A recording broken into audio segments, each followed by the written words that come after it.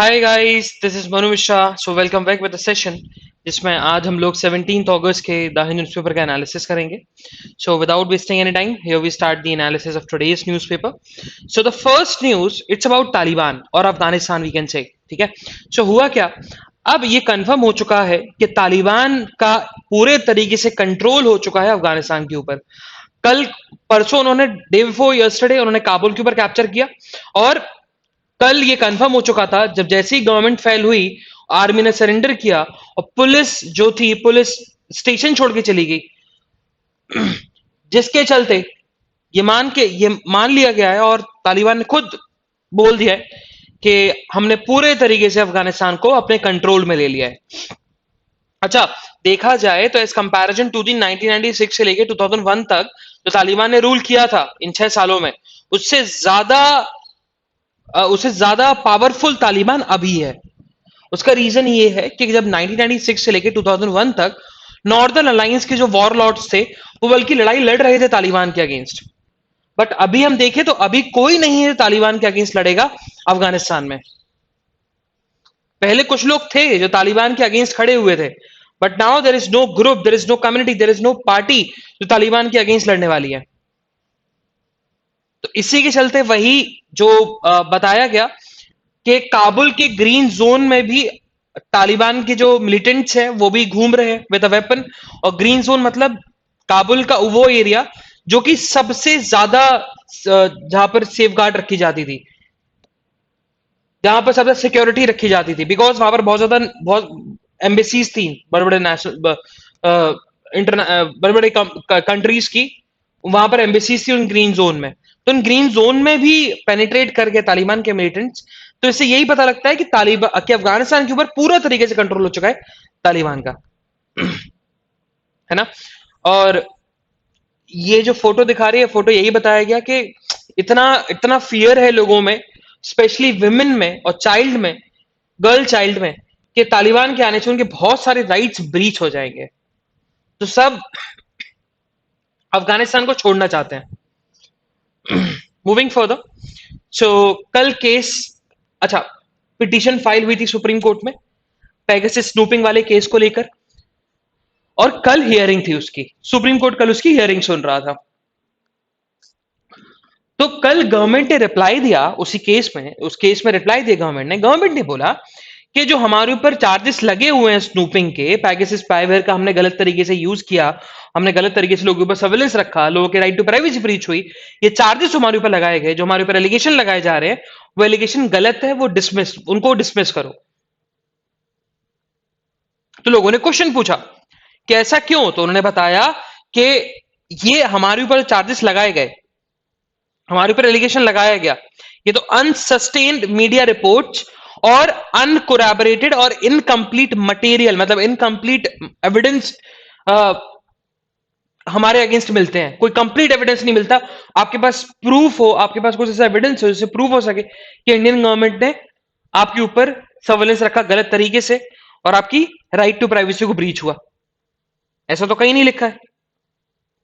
Okay, तो इसी के चलते जो हमारे अगेंस्ट एविडेंस है ना, हमारे अगेंस्ट मटेरियल भी है ना, वो इनकम्प्लीट है, अनकोरैबोरेटेड है, और मीडिया रिपोर्ट्स के बेसिस पर केस फाइल हुआ, जो कि गलत है। इसी के चलते हमारे ऊपर चार्जेस लगाए गए स्नूपिंग के, वो डिसमिस करिए। मूविंग फर्दर, सो जब हम नागालैंड की बात करें तो नागालैंड में एक्सट्रीमिस्ट ग्रुप है ना, एक ग्रुप नहीं है, बहुत सारे एक्सट्रीमिस्ट ग्रुप है जो कि नागालैंड को इंडिया की टेरिटरी नहीं मानते। वो बोलते हैं कि नागालैंड इंडिपेंडेंट है और ये हमारा लैंड है। इंडियन गवर्नमेंट ने उनको बल्कि स्पेशल स्टेटस दे रखा है, लेकिन तब भी एक्सट्रीमिस्ट वाली हरकतें करते रहते हैं। मतलब कभी टैक्स ले लेते हैं वो लोग, गवर्नमेंट भी टैक्स ले रही है तो वो भी टैक्स लेते हैं, पैरेलल टैक्स चलता रहता है नागालैंड स्टेट में। तो इसी चीज को लेकर कि इशू खत्म हो जाए नागालैंड में, तो कोई भी अपोजिशन पार्टी नागालैंड असेंबली बची नहीं। सारे के सारे जो मेंबर्स थे, अपोजिशन पार्टी जो थी, एक ही अपोजिशन पार्टी थी, एनपीएफ, है ना, नागा पीपल फ्रंट, वो भी Neiphiu Rio government, Neiphiu Rio basically chief minister है नागालैंड के, उनके गवर्नमेंट के साथ जुड़ गए, उनके गवर्नमेंट के साथ कोलिजन कर लिया। तो जिसके 60 मेंबर्स की जो लेजिस्लेटिव असेंबलीज थी नागालैंड में, वो अब है ही नहीं, मतलब उसमें कोई भी अपोजिशन नहीं है। 60 गवर्नमेंट के पार्ट है, और वो इसी वजह से जुड़े कि भैया वो एक्सट्रीमिस्ट ग्रुप के साथ जो पीस प्रोसेस चल रहा है उसको रिजॉल्व कराया जाए जल्दी से जल्दी, क्योंकि नागालैंड में थोड़े वॉयलेंस ज्यादा दिखते हैं, ज्यादा वॉयलेंस है। मूविंग फर्दर, सो हुआ क्या, टू चाइल्ड पॉलिसी को लेकर ऑलरेडी बिल तो ड्राफ्ट हो चुका था, लेकिन मोदी जी जब आए थे तो मोदी जी ने अनाउंसमेंट किया था और एक बहुत अच्छी बात बोली थी 2014 में जब प्राइम मिनिस्टर बने थे, कि जो बिल है ना पब्लिक डोमेन में जाना चाहिए, पब्लिक अपनी ओपिनियन दे सकते हैं, अपनी रिकमेंडेशन दे सकते हैं, पब्लिक डिनाई कर सकता है कि बिल लाने की जरूरत है भी कि नहीं। और वही यूपी गवर्नमेंट ने किया।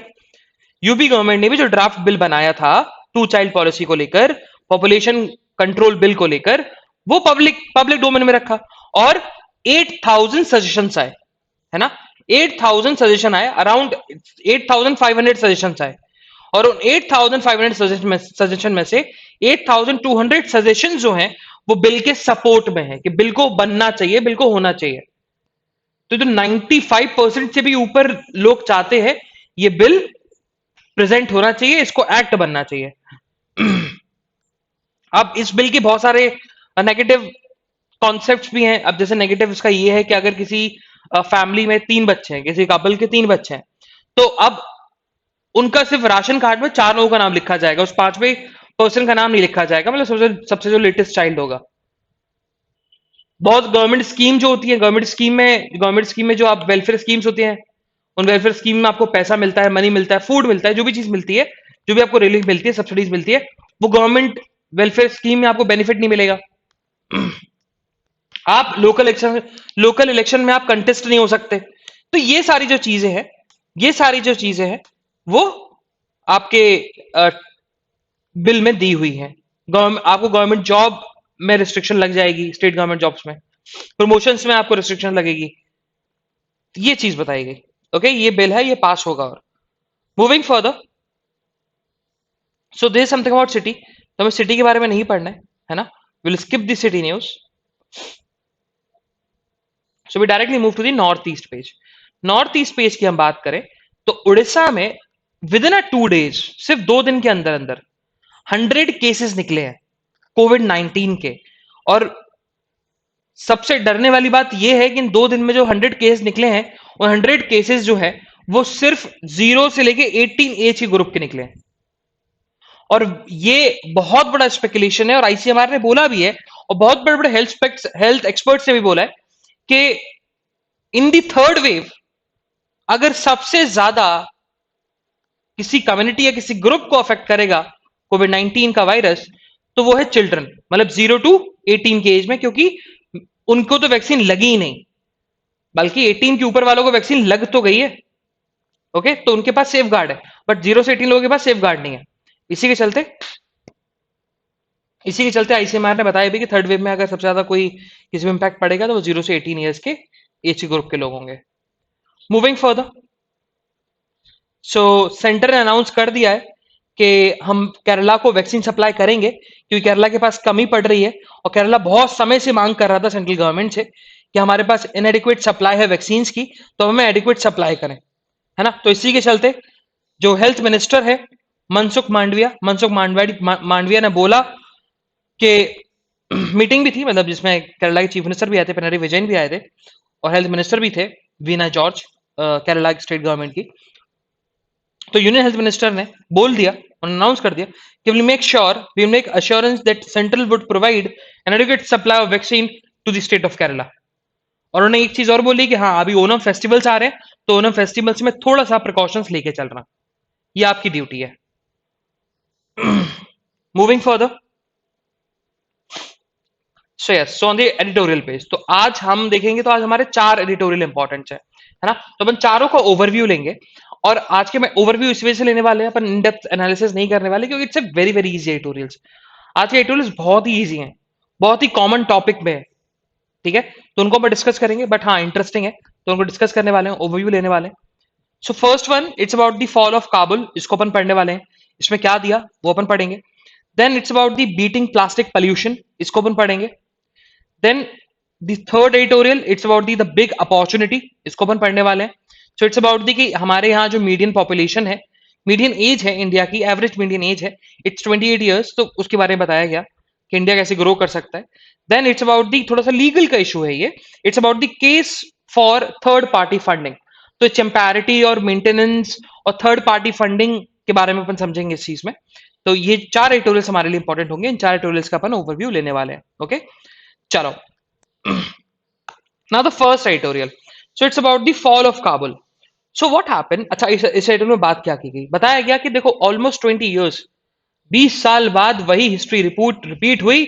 और जैसे 20 ईयर्स पहले तालिबान से पावर छीन ली गई थी यूएसए ने, अब 20 ईयर्स बाद तालिबान ने पावर छीन ली यूएस से, ये बताया गया।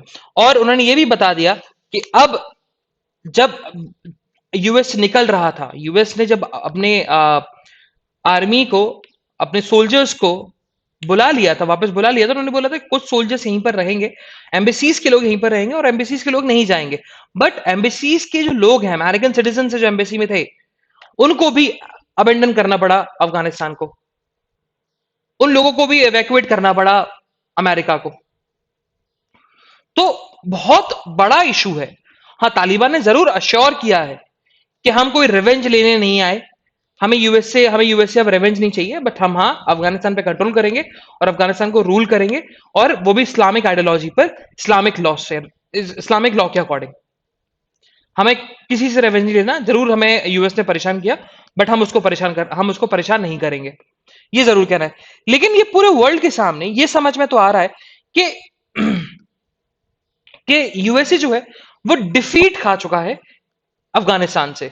जैसे यूएस को डिफीट झेलनी पड़ी थी वियतनाम से, वैसे ही डिफीट अफगानिस्तान से मिल रही है आपका यूएसए को। बल्कि यूएस के प्रेसिडेंट जो बाइडेन ने मना भी किया कि वियतनाम वाला इशू नहीं है ये, Vietnam is a different one. Vietnam वाले जो इशू था उसमें देखा जाए तो वो ऐसे स्टेप्स ले रहे थे, वियतनाम के लोग ऐसे स्टेप्स ले रहे थे कि हमें वहां से जाना पड़ा क्योंकि बहुत ज्यादा ह्यूमन राइट का वॉल्यूशन हो रहा था। लेकिन वही ऑथर ने लिखा है कि ह्यूमन राइट वॉल्यूशन की अगर आप बात करते हैं तो अफगानिस्तान में भी ह्यूमन राइट वॉल्यूशन हो रहा है। तो आप कंपैरिजन क्यों कर रहे हो कि वहां पर ज्यादा ह्यूमन राइट वॉल्यूशन थे, यहां पर कम ह्यूमन राइट वॉल्यूशन है? ह्यूमन राइट वॉल्यूशन हो रहे हैं ना, दूसरों के राइट ब्रीच हो रहे हैं, स्पेशली विमेन के जो कि वर्ल्नरेबल सेक्शन है, चाइल्ड के जो कि वर्ल्नरेबल सेक्शन है, उनकी majority of the human right violation किए जा रहे हैं। तो ये यूएस की डिफीट बता रहा है कि यूएस की डिफीट थी। और कंपेयर किया गया कि 1996 में और अभी में तालिबान में बहुत डिफरेंस है। 1996 में तालिबान इतना ज्यादा पावरफुल नहीं हुआ करता था, और तालिबान अभी बहुत पावरफुल है। रीजन बीइंग क्योंकि तालिबान के अगेंस्ट अभी कोई है ही नहीं अफगानिस्तान में। अफगानिस्तान गवर्नमेंट थी, उसने भी सरेंडर कर दिया। अफगानिस्तान के प्रेसिडेंट भाग गए, अफगानिस्तान से चले गए, उन्होंने किसी और कंट्री में असाइन ले लिया, पता नहीं किस कंट्री में लिया, फॉर सिक्योरिटी रीजन बता ही नहीं गया। लेकिन 1996 में जब तालिबान पावर में आया था, तालिबान के अगेंस्ट बहुत सारे ग्रुप्स थे, जिसमें से एक मेजर ग्रुप था नॉर्दर्न प्रोविंस के वॉरलॉर्ड्स। वो उनके अगेंस्ट खड़े हुए थे और लड़ाई कर रहे थे। लेकिन अभी तालिबान के अगेंस्ट अफगानिस्तान में कोई है ही नहीं। ये ऑथर का सिंपल सा आंसर है। और ये बताता है कि यूएस की डिफीट है। यूएस अगर आया था तो यूएस ने अपने आप को डिफेंड इस बेसिस पे किया कि हम तो अलकायदा को हटाने आए थे। तो अगर आप अलकायदा को हटाने आए थे तो आप 2011 या 2013 में ही आप वहां से चले जाते, जैसे ही ओसामा बिन लादेन की डेथ हुई थी। ओके, सो वही ऑथर ने बताया कि अभी डार्कर डेज अफगानिस्तान के लिए आएंगे, है ना, ये बताया गया basically. Moving further, so the second editorial is about the beating plastic pollution.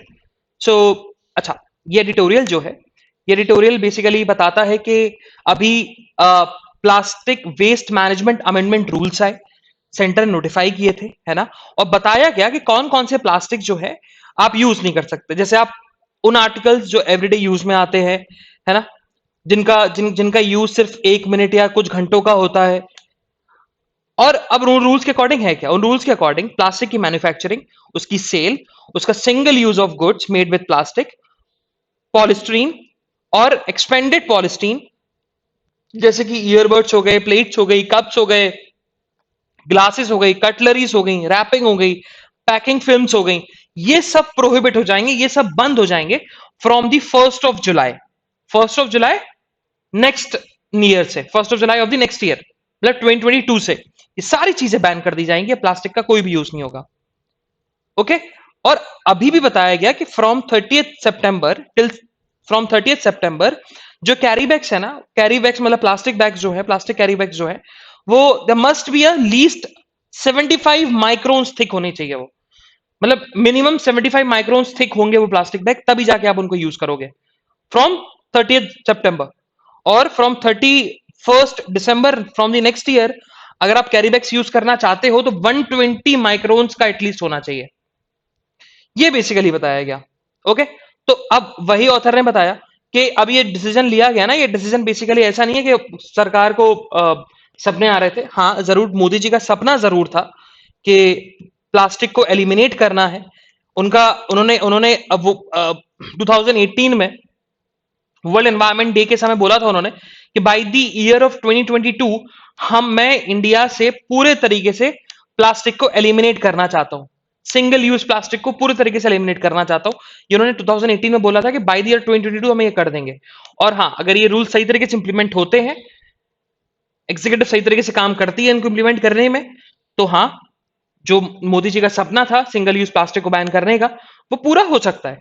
Okay, और ये जो अभी अमेंडमेंट रूल्स आए, ये अमेंडमेंट रूल्स बेसिकली एक एक्सपर्ट ग्रुप ने बनाए थे, जो कि department of chemicals and petrochemicals ने कॉन्स्टिट्यूट किया था वो ग्रुप। ओके, और वही फिर आगे बताया गया कि इंडिया में अराउंड इस एक साल में 2019-2020 में, एक साल में 19 से 2020 में 34 लाख टन प्लास्टिक जनरेट हुआ। और उन प्लास्टिक वेस्ट को हम सिर्फ 60% रिसाइकिल कर पाते हैं, 40% वैसा का वैसा ही है, और ये हर साल होता है।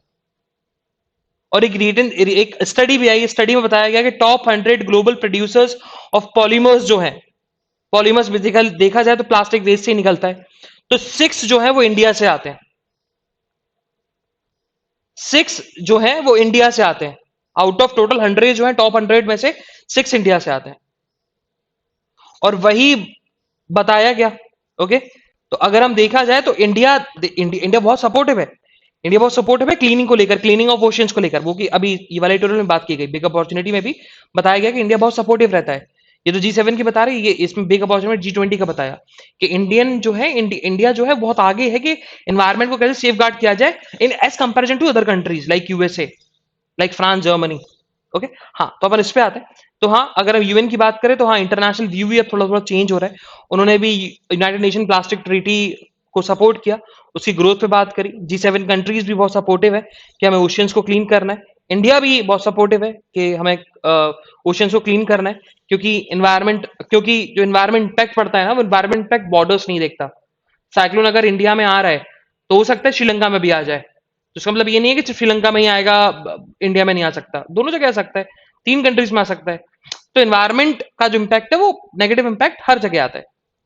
ठीक है, फिर लास्ट में ऑथर ने यही बताया कि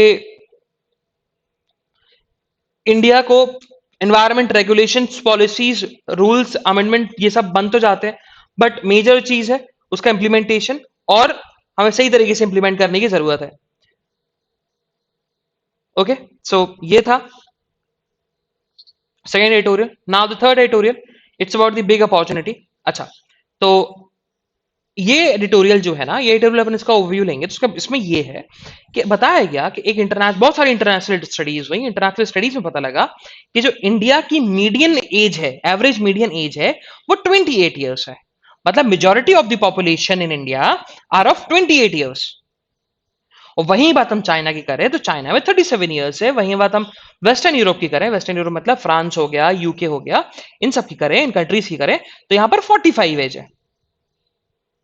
तो देखा जाए तो इंडिया की जो एज है, तो इंडिया के पास हाईएस्ट नंबर ऑफ पीपल है जो वर्क फोर्स में काम कर सकते हैं, मतलब वर्किंग पॉपुलेशन ज्यादा है इंडिया के पास, है ना। तो इसी के चलते तो इंडिया के पास चांसेस ज्यादा है कि वो उसके उनके इंडिया के पास अपॉर्चुनिटी ज्यादा है कि वो बहुत रैपिडली ग्रोथ कर सकता है, क्योंकि वर्किंग पॉपुलेशन ज्यादा है। तो ये डेमोग्राफिक डिविडेंड जो है वो फेवर करता है। अगर आपके वर्किंग पॉपुलेशन ज्यादा होता है ना, तो डेमोग्राफिक डिविडेंड का मतलब वही है, तो वर्किंग पॉपुलेशन ज्यादा करता है। मतलब डेमोग्राफिक डिविडेंड का मतलब होता है कि पॉपुलेशन की बेसिस पर, पॉपुलेशन से इकोनॉमी को कैसे बूस्टअप किया जाए। तो अगर आप वर्किंग पॉपुलेशन है, वर्किंग कर रही है, तो ऑब्वियसली बात है डिमांड बढ़ेगी, डिमांड बढ़ेगी, सप्लाई भी बढ़ रही है, सप्लाई भी बढ़ रही है, तो इकोनॉमी बढ़ेगी बढ़ेगी।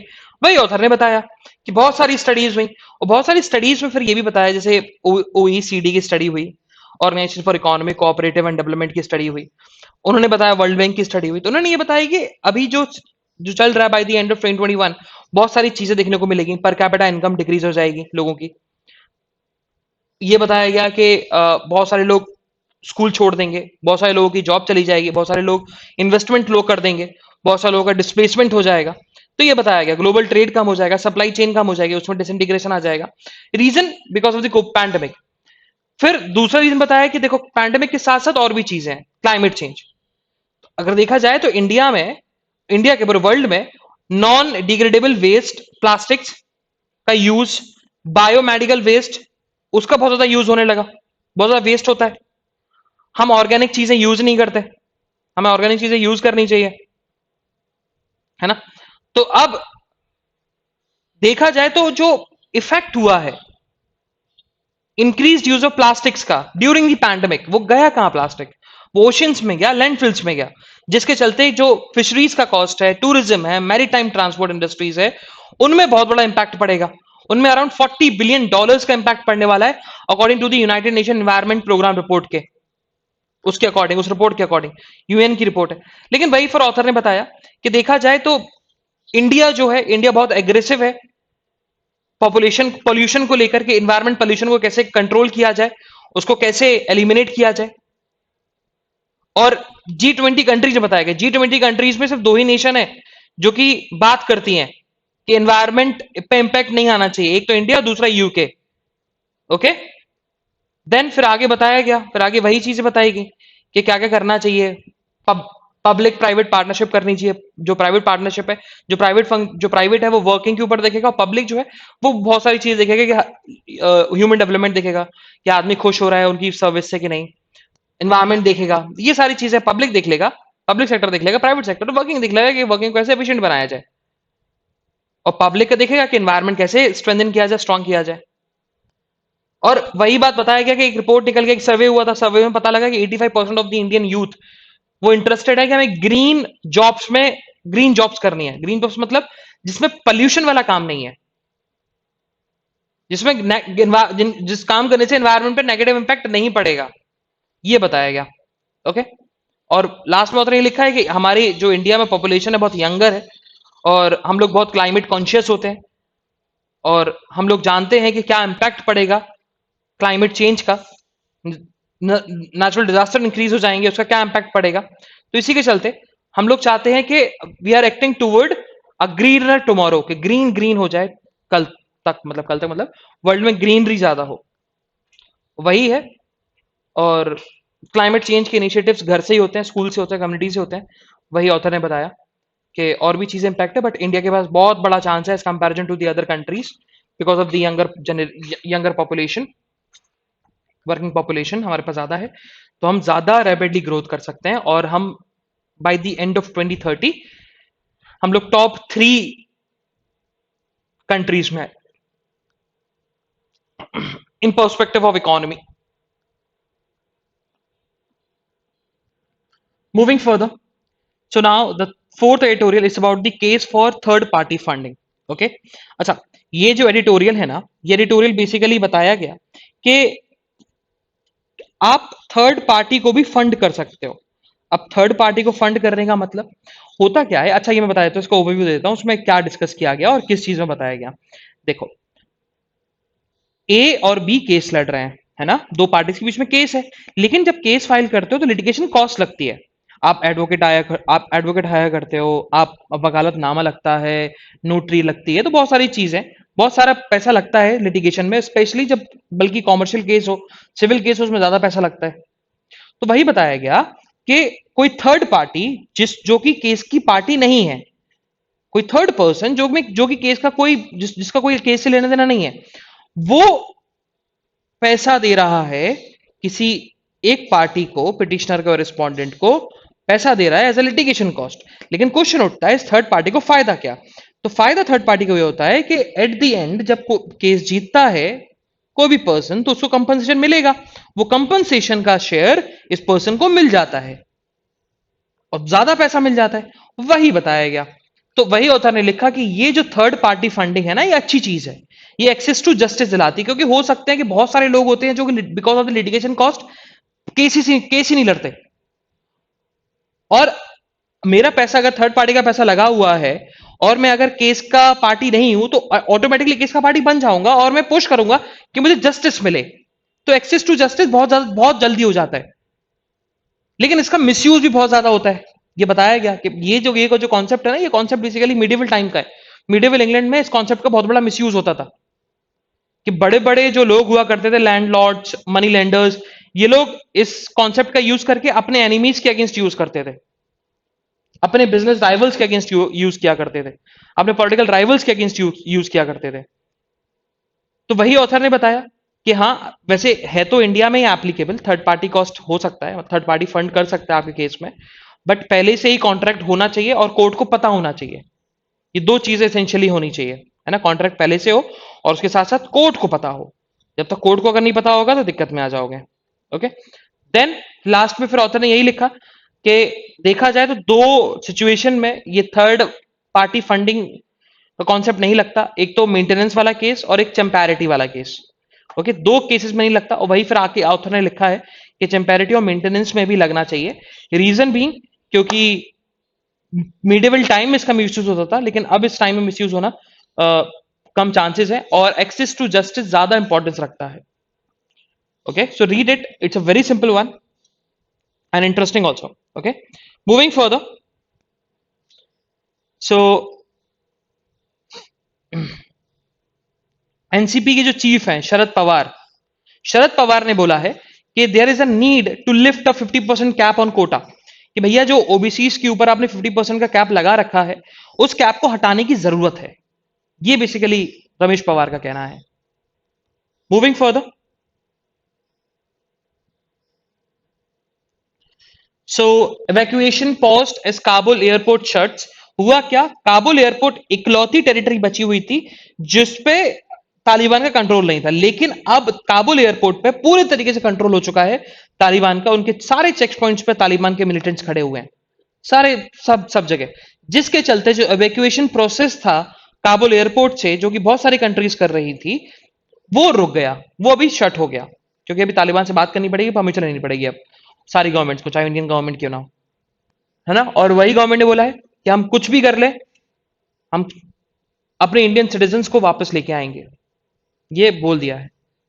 मूविंग फर्दर, सो कल यूनाइटेड नेशन सिक्योरिटी काउंसिल की मीटिंग थी, है ना, जिसमें चाइना भी था, यूएस भी था, इंडिया भी था, बहुत सारे लोग भी थे, और वही बताया गया कि भैया अफगानिस्तान वाले इशू की बात हुई, और यही बोला गया कि ब्रॉडर रिप्रेजेंटेशन की बहुत ज्यादा जरूरत है। इंडिया ने बोला है कि ब्रॉडर रिप्रेजेंटेशन की बहुत ज्यादा जरूरत है, और यूएस और चाइना ने बोला है कि अफगानिस्तान अब वो टेररिज्म का बेस नहीं बन सकता, अब हम उसको नहीं झेल सकते। ये चाइना और यूएस का कहना है, और बल्कि चाइना एक फर्स्ट मेजर कंट्री बनी है जिसने तालिबान के साथ काम करने के लिए हाँ बोला है।